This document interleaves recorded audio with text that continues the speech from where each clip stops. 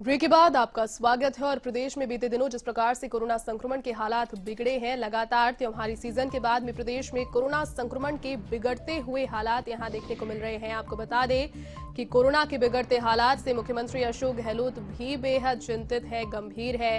Video conferencing के जरिए दो अहम मीटिंग्स आज मुख्यमंत्री अशोक गहलोत की प्रस्तावित है। दोपहर 12 बजे और शाम 5 बजे दो वीडियो कॉन्फ्रेंसिंग यहां पर मुख्यमंत्री अशोक गहलोत आज करने वाले हैं। दोपहर 12 बजे निजी अस्पतालों में इलाज की स्थिति और सुविधाओं पर चर्चा करेंगे वो। इसके साथ ही राज्य सरकार के द्वारा जारी गाइडलाइंस की पालना पूरी तरीके से हो, इस पर स्वीकृति यहां पर होगी। कोरोना इलाज में उनकी भूमिका और ज्यादा प्रोत्साहित उन्हें किया जाएगा। वरिष्ठ अधिकारियों के अलावा निजी अस्पतालों के प्रतिनिधि भी इस वीडियो कॉन्फ्रेंसिंग में उपस्थित रहेंगे। साथ में जुड़ेंगे संभागीय आयुक्त तथा जिला कलेक्टर्स भी।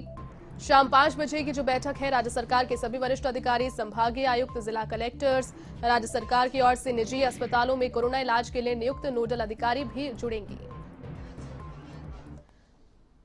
चलिए अधिक जानकारी के साथ में वरिष्ठ संवाददाता नीरज मेहरा इस वक्त मेरे साथ फोनलाइन पर जुड़ चुके हैं। नीरज जी, जैसे त्योहारी सीजन गया है और लगातार प्रदेश में सर्दी ने भी दस्तक देना शुरू कर दिया, प्रदेश में कहीं ना कहीं स्थितियां गंभीर ना हो जाए कोरोना के संबंध में, मुख्यमंत्री अशोक गहलोत की दो अहम मीटिंग्स आज। नीरज जी देखी जाती बिल्कुल जिस तरह से कोरोना का कहर लगातार बढ़ रहा है और जो विशेषज्ञों ने कहा कि जैसे जैसे सर्दी बढ़ेगी कोरोना और ज्यादा संक्रमण फैला सकता है, ऐसी स्थिति से निपटने के लिए सरकार भी गंभीर है और लगातार जो है इसके लिए मीटिंगें ली जा रही है। आज दोपहर 12 बजे भी एक महत्वपूर्ण मीटिंग होने जा रही है जिसमें मुख्यमंत्री अशोक गहलोत प्रदेश के निजी अस्पताल है उनके संचालकों के साथ बातचीत करेंगे और जो गाइडलाइन सरकार ने जारी कर रखी है कोरोना को लेकर, क्या कोरोना को लेकर निजी अस्पतालों में उस गाइडलाइन का पूरा पालन हो रहा है या नहीं हो रहा, और नहीं हो रहा तो क्यों नहीं हो रहा, इन तमाम बातों पर वो चर्चा करेंगे। और निजी अस्पतालों में कोरोना पीड़ित मरीजों का इलाज हो, उनके साथ किसी तरह की लूटपाट नहीं हो और उन्हें पूरा इलाज मिले, इन तमाम बातों को लेकर वो चर्चा करेंगे वीडियो कॉन्फ्रेंसिंग के जरिए।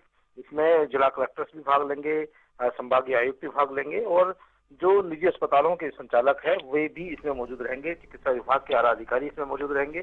सभी लोगों का प्रयास यह है कि जो सरकार की तरफ से गाइडलाइन जारी हो रखी है उस गाइडलाइन का पालन किया जाए ताकि किसी भी तरह से लोगों को परेशानी का सामना नहीं करना पड़े, क्योंकि जिस तरह से कोरोना पैर पसार रहा है, लगातार समस्या खड़ी होती जा रही है। ऐसी स्थिति में सरकार चाहती है कि किसी भी तरह से लोगों को परेशानी नहीं हो, लोगों को समुचित इलाज मिले और लोग घबराए नहीं और निजी अस्पतालों को ताकीद करेंगे कि वो जनता के स्वास्थ्य का ध्यान रखें।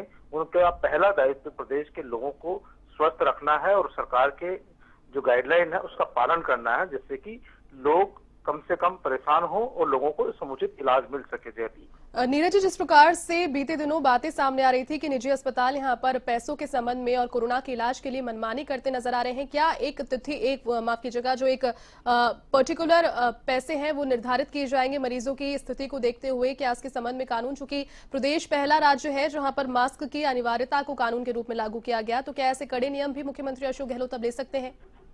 देखिए, यदि आपको बता दूं, राजस्थान में पहले से ही निजी अस्पतालों में कोविड-19 के इलाज की दरें तय कर रखी है। जांच की रेट तय है, इलाज की रेट तय है, वेंटिलेटर की फीस तय है, रूम की रेट तय है, यानी तमाम बातों की रेटें निर्धारित कर रखी है सरकार ने निजी अस्पतालों के लिए।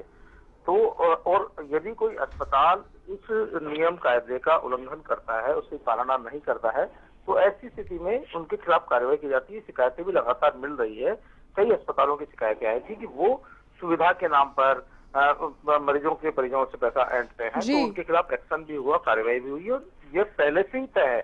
सरकार ने जब इसकी भयावह स्थिति हो रही थी उस दौरान ही निजी अस्पतालों में बार बार लूट की शिकायतें आ रही थी कि कई बार एक दिन में 1-1 लाख रुपए तक वसूल किया जा रहा है। तब मुख्यमंत्री ने इस मामले में बातचीत की थी और जो भी निजी अस्पताल है सबकी एक फीस की गाइडलाइन तय की जा चुकी है राजस्थान सरकार में। उस गाइडलाइन के तहत ही निजी अस्पताल संचालक वो फीस मरीजों से वसूल कर सकते हैं, उनके परिजनों से वसूल कर सकते हैं। अगर इसके बावजूद भी कोई निजी अस्पताल उससे ज्यादा फीस वसूल करता है तो उसकी शिकायत सीधी 181 पे की जा सकती है, जहां से सीधी उसके खिलाफ कार्रवाई की जाएगी। तो ऐसी स्थिति है कि पहले से रेट तय है, लेकिन फिर भी बहुत से ऐसे अस्पताल हैं जो केवल खर्चे लगा देते हैं और मरीजों पर अनचाहा भार लादते हैं। उन पर सख्ती हो और कहीं कोई अस्पताल संचालक यदि किसी तरह का लूटपाट कर रहा है इसके बावजूद भी, सरकार की गाइडलाइन के बावजूद भी, तो उनसे कैसे निपटा जाए, उनके खिलाफ किस तरह से एक्शन हो, ये इस वीसी के माध्यम से आज तय किया जाएगा कि कहीं कोई चूक हो रही है, कहीं कोई निजी अस्पताल संचालक इस मामले में कोताही बरत रहा है, या जनता के साथ लूटपाट कर रहा है, या इलाज नहीं कर रहा है, या कोरोना के नाम पर बिल्कुल भी वो सहयोग नहीं कर रहा, तो उसके जी। खिलाफ कार्रवाई की जाएगी। क्योंकि 70% बड़े अस्पताल ऐसे हैं जिनको सरकार टोकन रेट पर जमीनें मुहैया कराती है, सुविधाएं देती है। तो ऐसी बिल्कुल। स्थिति में सरकारों की जिम्मेदारी है कि उन अस्पतालों पर दबाव बनाए और जनता को इलाज देने के लिए उनको पाबंद करें। जी नीरज जी, बहुत शुक्रिया तमाम बातचीत के लिए।